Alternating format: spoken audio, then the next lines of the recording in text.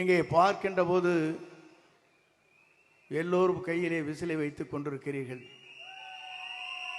ஆனால் நாளை காவல்துறை கூட விசிலை வைக்க முடியாத சூழ்நிலை ஏற்படும். அதை போலதான் பேருந்திலே பயணம் செய்கிற போது கண்டக்டர் விசில் அடிக்க மாட்டார்கள் என்ற நிலையும் உருவாகும்.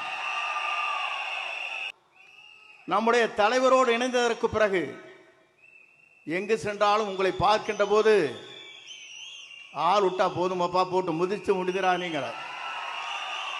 ஒரு பக்கம் செல்ஃபி எடுக்கிறாங்க, ஒரு பக்கம் திருப்புறாங்க, ஒரு பக்கம் மாட்டுறாங்க. பெண்கள் அதற்கு மேலே ஓடி வந்து படம் எடுக்கிற காட்சியும் நான் பார்த்தேன். நமக்கு கிடைத்திருக்கிறது விசில் சின்னம். நாம் எச்சரிக்கையாக இருக்க வேண்டும். தூங்கிக் கொண்ட இடத்திலே காதிலே சென்று விசிலை அடித்து விடாதீர்கள், மோட்டு போய்விடும். பஸ் ஸ்டாண்டிலே வயதிலே இருக்கின்ற தடுமாறி கொண்டிருக்கிற பெரியவர் இருக்கின்றத்திலே திடீரென்று விசில் அடித்தால் அவர் தடுமாறி போய்விடுவார். ஆகவே நம்முடைய விசிலை பொறுத்தவரை எச்சரிக்கையாக இருக்க வேண்டும்.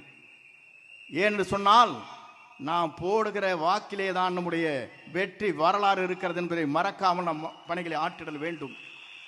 இங்கே வந்திருக்கிற நீங்கள் அத்தனை பேரையும் நான் காணுகிறேன். உணர்ச்சி வசமாக இங்கே இருக்கிறீர்கள். 1000 கொடுத்து அங்கே கூட்டுகிறார்கள். 1 ரூபாய் கூட இல்லாமல் இங்கே கூடப்படுகிற கூட்டத்தை பார்க்கிற போது நம்மை வெல்வதற்கு எந்த சக்தியாலும் இனி தமிழகத்திலே இல்லை என்ற வரலாறு படைக்கின்ற காலமாக அந்த காலம் அமையும்.